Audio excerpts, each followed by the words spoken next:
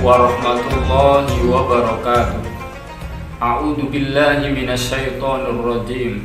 Bismillahirrahmanirrahim. Alhamdulillahi wa kafa. Wassalatu wassalamu ala sayyidina Muhammadinil Mustafa wa ala alihi wa ashabihi ahli sidqi wal wafa. Amma ba'd. Qala Allah Ta'ala fi kitabihil karim wa huwa asdaqul qailin. Ya ayyuhalladzina amanu kutiba alaikumus siyamu kama kutiba alal ladzina min qablikum la'allakum tattaqun. Shadaqallahul adzim.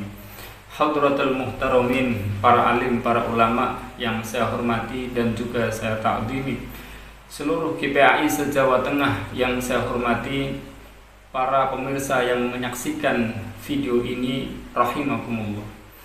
Pertama, mari kita panjatkan puji syukur kehadirat Allah Subhanahu wa Ta'ala, karena dengan limpahan rahmat dan hidayahnya kita semuanya masih diberi kesehatan sehingga mampu untuk menunaikan ibadah puasa di bulan Ramadan. Oleh karena itu, mari kita ikrarkan rasa syukur kita dengan bacaan hamdalah bersama Alhamdulillahirabbil alamin. Kedua kalinya salawat serta salam kita haturkan kepada junjungan kita Nabi Agung Muhammad sallallahu alaihi wasallam yang kita nantikan syafaatnya kelak di yaumil qiyamah, dan semoga kita semuanya termasuk umat yang mendapatkan syafaatnya. Amin amin ya rabbal alamin. Para pemirsa rahimakumullah, alhamdulillah, kita patut bersyukur kepada Allah Subhanahu wa Ta'ala karena kita semuanya masih diberikan usia yang panjang sehingga bisa berjumpa bulan Ramadan pada tahun ini. Sebagaimana yang telah kita panjatkan kepada Allah doa sejak di bulan Rajab, Allahumma barik lana fi Rajab wa Sya'bana wa ballighna Ramadan. Ya Allah, berkahi kami di bulan Rajab dan di bulan Sya'ban, dan sampaikanlah usia kami sehingga kami bisa berjumpa bulan Ramadan. Para pemirsa rahimakumullah, doa tersebut yang sudah kita panjatkan sejak di bulan Rajab, alhamdulillah dikabulkan oleh Allah Subhanahu wa Ta'ala, karena buktinya kita semuanya saat ini berjumpa dengan bulan Ramadan. Dan mari kita syukuri bersama-sama dengan membaca Alhamdulillahirabbil alamin. Para pemirsa rahimakumullah, kita semuanya melaksanakan ibadah puasa tentu dengan menahan lapar dan dahaga. Namun di samping itu, kita juga dianjurkan untuk menjaga lisan, dianjurkan juga menjaga hati supaya terhindar dari ucapan kotor, dan hati kita juga terhindar dari prasangka-prasangka buruk kepada orang lain. Para pemirsa rahimakumullah, karena banyak orang yang kelihatannya berpuasa, namun banyak juga yang tidak mendapatkan pahala puasanya. Sebagaimana sabda Rasulullah sallallahu alaihi wasallam, kam min shaimin laisa lahu min siyamihi illal ju' wal 'atas. Betapa banyak orang yang berpuasa namun tidak mendapatkan pahala puasanya kecuali hanya rasa lapar dan dahaga. Na'udzubillahi min dzalik. Para pemirsa rahimakumullah, dari hadis tersebut kita bisa mengambil pelajaran bahwa orang yang berpuasa belum tentu mendapatkan pahalanya, karena ukuran pahala puasa itu ditentukan dengan kualitas puasanya itu sendiri. Rasulullah Shallallahu Alaihi Wasallam bersabda dalam hadis qudsinya, as-saumu li wa ana ajzi bih. Puasa itu untukku Allah, dan aku sendiri yang akan membalasnya. Dari hadis tersebut, pahala puasa dari masing-masing orang itu tidaklah sama. Pahala puasa besar kecilnya tergantung berapa tingkat kualitas puasa seseorang. Jika kualitasnya bagus, maka pahalanya akan semakin besar. Tetapi sebaliknya, jika puasanya tidak berkualitas, maka bisa jadi puasanya tidak mendapatkan pahala.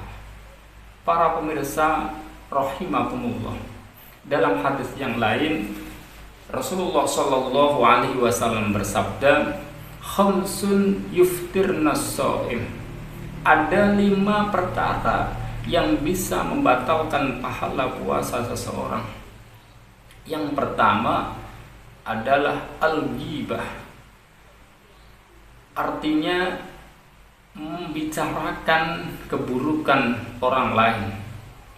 Sebagaimana yang sudah saya sampaikan, di samping kita berpuasa untuk menahan lapar dan dahaga, kita juga dianjurkan untuk menjaga lisan supaya tidak terjerumus untuk membicarakan keburukan orang lain. Dan apabila itu kita lakukan, maka puasa kita yang telah kita laksanakan dari awal habis sahur, kemudian imsak, kita berniat, tetapi di dalam perjalanan puasa kita, lisan kita membicarakan aib orang lain. Dengan perilaku yang semacam itu, maka pahala puasa kita akan menjadi gugur. Para pemirsa rahimakumullah, yang kedua yang bisa membatalkan pahala puasa adalah an-namimah, yaitu adu domba. Ketika seseorang berniat untuk mengadu domba, membicarakan sesuatu kepada si A tentang keburukan si B, kemudian membicarakan kepada si B tentang keburukan si A, yang akhirnya terjadilah pertengkaran di antara keduanya, maka itu juga bisa membatalkan pahala puasanya. Yang ketiga adalah al-kadzibu, berbohong kepada orang lain. Baik ini berbohong langsung kepada orang saat bertemu, ataupun menyebarkan berita bohong lewat media sosial.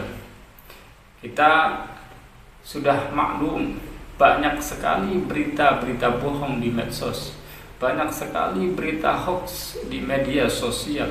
Namun apabila kita sendiri yang melakukan melalui jari-jari kita di platform medsos apapun, maka itu namanya al-kadzibu, berbohong, yang akan mengakibatkan pahala puasanya itu menjadi gugur. Para pemirsa rahimakumullah, di samping al-ghibah, kemudian an-namimah, dan yang ketiga adalah al-kadzibu, maka yang keempat yang perlu kita hindari supaya pahala puasa kita bisa sempurna adalah an-nadru bisyahwah, melihat sesuatu atau diantaranya melihat lawan jenis bisyahwah dengan syahwah. Para pemirsa rahimakumullah, mungkin sebelum adanya kemajuan teknologi khususnya di bidang telekomunikasi, adanya smartphone dan lain sebagainya, godaan seseorang tidak terlalu berat dibandingkan dengan puasa pada zaman sekarang. Karena di samping harus menghindari hal-hal yang tidak bermanfaat ketika berkomunikasi dengan orang lain, juga harus menjaga kebiasaan-kebiasaan seperti halnya melihat sesuatu yang menimbulkan syahwat. Di samping itu juga dihindari scroll HP yang secara terus-menerus dan berlebihan dan tidak bermanfaat. Waktu terbuang sia-sia, dan apabila itu terus dilanjutkan, maka puasanya juga tidak akan mendapatkan pahala. Sebab dibalik scroll HP yang terus-menerus pasti ada kemungkinan dia membaca berita bohong. Ada kemungkinan dia melihat sesuatu yang bisa menimbulkan syahwat dan lain sebagainya. Para pemirsa rahimakumullah, yang berikutnya adalah al-yaminu al-kadibah, bersumpah palsu. Para pemirsa rahimakumullah, 5 perkara yang bisa membatalkan pahala puasa tersebut, yaitu al-ghibah, membicarakan aib orang lain, an-namimah, adu domba. Yang ketiga adalah al-kadibu, berbohong. Dan yang keempat adalah an-nadru bisyahwah, serta yang kelima adalah al-yaminu al-kadibah. Mari kita bersama-sama menghindari 5 hal tersebut supaya puasa kita semuanya bisa mendapatkan pahala yang sempurna, mendapatkan ridho dari Allah Subhanahu wa ta'ala. Para pemirsa rahimakumullah, lalu bagaimana cara supaya waktu-waktu puasa kita efektif untuk hal-hal yang bermanfaat, yang bernilai ibadah kepada Allah Subhanahu wa ta'ala? Yang pertama, dari awal kita berpuasa, mari kita niatkan puasa ini imanan wahtisaban, karena iman kepada Allah dan kita betul-betul berharap pahala dan ridhonya Allah Subhanahu wa ta'ala. Kemudian setelah itu kita berusaha mengisi waktu-waktu selama kita berpuasa dengan hal-hal yang positif, dengan membaca Al-Quran, kemudian dengan berzikir kepada Allah, memperbanyak sholawat, menuntut ilmu, dan lain sebagainya. Sehingga ketika waktu itu sudah kita sibukkan dengan kegiatan-kegiatan yang bermanfaat, maka tidak ada peluang dan keinginan untuk melakukan hal-hal yang tidak bermanfaat, untuk melakukan hal-hal seperti ghibah, seperti namimah, seperti menyebarkan berita bohong, an-nadru bisyahwah wal yaminu al-kadibah. Para pemirsa rahimakumullah, lebih-lebih nanti ketika 10 hari yang terakhir, maka mari kita teladani apa yang telah diamalkan oleh Rasulullah Shallallahu Alaihi Wasallam. Yang pertama, ketika sudah masuk 10 hari yang terakhir, Rasulullah Shallallahu Alaihi Wasallam sadda mi'zaroh, mengencangkan sarungnya. Tandanya apa? Rasulullah semangat untuk melaksanakan ibadah, semangat untuk memaksimalkan ibadah kepada Allah Subhanahu wa ta'ala dalam rangka mendapatkan Lailatul Qadar dan mendapatkan ridhonya Allah Subhanahu wa ta'ala. Yang kedua, di samping Rasulullah Shallallahu Alaihi Wasallam bersemangat dengan mengencangkan sarungnya, Rasulullah Shallallahu Alaihi Wasallam itu wa ahya lailahu, menghidupkan malamnya, menghidupkan malamnya dengan cara bagaimana Rasulullah Shallallahu Alaihi Wasallam memperbanyak ibadah, memperbanyak sholat, memperbanyak baca Al-Quran dan beriktikaf, berzikir kepada Allah Subhanahu wa ta'ala. Dan yang ketiga adalah wa'aiqadhu ahlahu.